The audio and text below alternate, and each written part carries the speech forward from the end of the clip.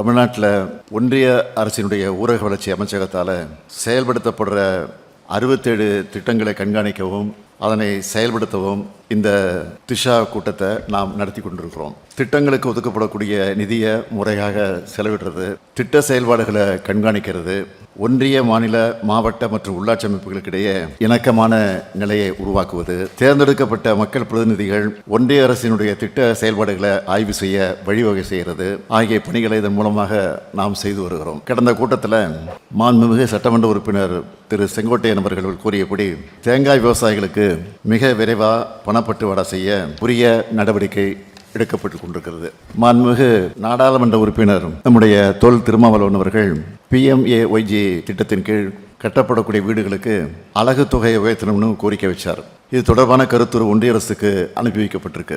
முனைவர் சுப்புராமன் அவர்கள் கோரிக்கையை ஏற்று குழந்தைகளுக்கு கட்டப்படுகிற அங்கன்வாடி கழிப்பறைகளுக்கான மதிப்பீடு தொகை 2025-26 நிதியாண்டில் இருந்து 30,000 ரூபாயிலிருந்து 75,000 ரூபாயாக உயர்த்தி செயல்படுத்த நடவடிக்கை எடுக்கப்பட்டு வருதுன்னு தொடக்கத்திலேயே தெரிவிச்சுக்கிறேன். பிரதம மந்திரி கிராம சாலை திட்டம், பிரதம மந்திரி ஊரக குடியிருப்பு திட்டம், தேசிய வேளாண் வளர்ச்சி திட்டம், துளை நீர் அதிக பயிர், பிரதான் மந்திரி மாத்ரு வந்தனா யோஜனா, மாற்றுத்திறனாளிகளுக்கான தனித்துவம் வாய்ந்த அடையாள அட்டை போன்ற திட்டங்களோட செயல்பாடுகள் இந்த கூட்டத்தில் ஆய்வுக்கு எடுத்துக்கொள்ளப்படுது. ஒவ்வொரு திட்டம் குறித்தும் முக்கியமான சில தகவல்களை சொல்கிறேன். பிரதம மந்திரி கிராம சாலை திட்டத்தை செயல்படுத்துறதுல தமிழ்நாடு இந்தியாவிலேயே முன்னோடி மாநிலமாக திகழுது. இந்த திட்டத்தின் 4வது கட்ட செயல்பாட்டை 2011ஆம் ஆண்டு மக்கள் தொகை அடிப்படையாக கொண்டு 500க்கும் அதிகமான மக்கள் தொகை கொண்ட இதுவரை இணைப்பு சாலை வசதி இல்லாத குக்கிராமங்களுக்கு சாலை வசதி ஏற்படுத்த ஒன்றிய அரசு அனுமதி அளிச்சிருக்கு.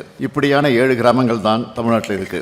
வன பாதுகாப்பு சட்டத்தின்படி அனுமதி பெற்ற பிறகுதான் அங்கே இணைப்பு சாலை வசதி ஏற்படுத்த முடியும். அதனால ஏற்கனவே உள்ள சாலைகளை மேம்படுத்த ஒன்றிய அரசு அனுமதி வழங்கணும். இந்த குழு உறுப்பினர்களின் ஆலோசனைகளோட மீண்டும் ஒன்றிய அரசுக்கு இது குறித்து வலியுறுத்தப்படும். பிரதம மந்திரி ஊரக குடியிருப்பு திட்டத்தை எடுத்துக்கிட்டா ஒரு வீட்டுக்கான அலகு தொகை 1,20,000 ரூபாய். ஒன்றிய அரசு 72,000 ரூபாயும் மாநில அரசு 48,000 ரூபாயும் வழங்கிட்டு வர நிலையில மாநில அரசு கூடுதலா 1,20,000 ரூபாயை மேற்கூரை அமைக்க வழங்கி வருது. 2021-2022 ஆண்டு வரை 3,61,591 வீடுகளுக்கு அனுமதி வழங்கப்பட்டு இதுவரை 3,43,958 வீடுகள் கட்டி முடிக்கப்பட்டிருக்கு.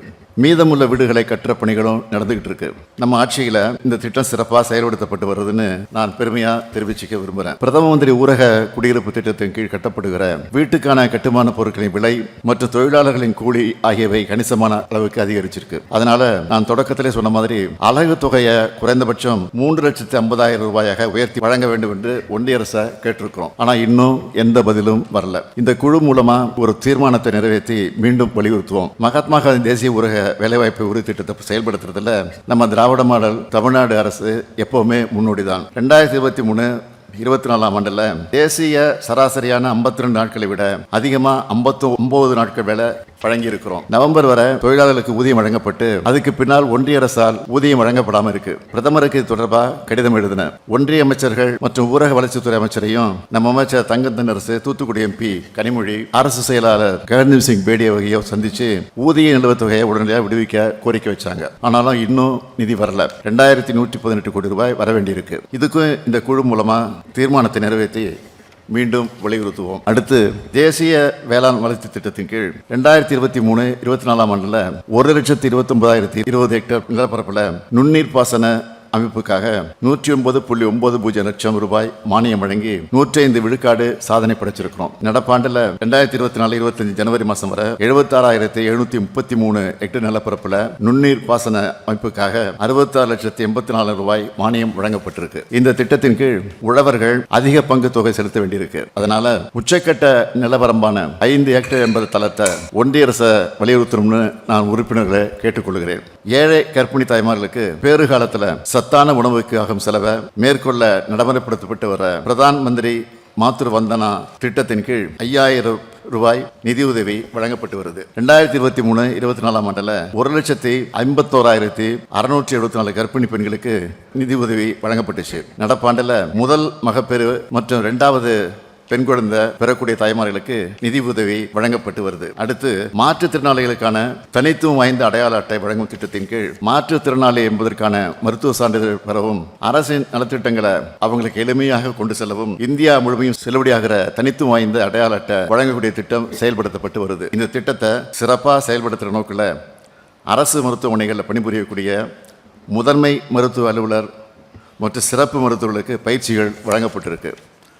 சமூக தரவுகள் பதிவுகளில் ஏற்கனவே மாற்றுத்திறனாளிகளுக்கான அடையாள அட்டை பெறப்பட்டு மாற்றுத்திறனாளிகள் நலத்துறையின் தரவுகளில் பதிவேற்றம் செய்யப்பட்டவர்கள் ஏ பிரிவிலும், மாற்றுத்திறனாளிகளுக்கான அடையாள அட்டை பெறப்பட்டு மாற்றுத்திறனாளிகள் நலத்துறையின் தரவுகளில் பதிவேற்றம் செய்யப்படாதவர்கள் பி பிரிவிலும், எந்த சான்றிதழ்களும் இல்லாமல் மாற்றுத்திறனாளிகளுக்கு கணிக்கப்பட்டு மாற்றுத்திறனாளிகள் நலத்துறையின் தரவுகளில் பதிவேற்றம் செய்ய வேண்டிய நபர்கள் சி பிரிவிலும் பதியப்பட்டிருக்கிறாங்க.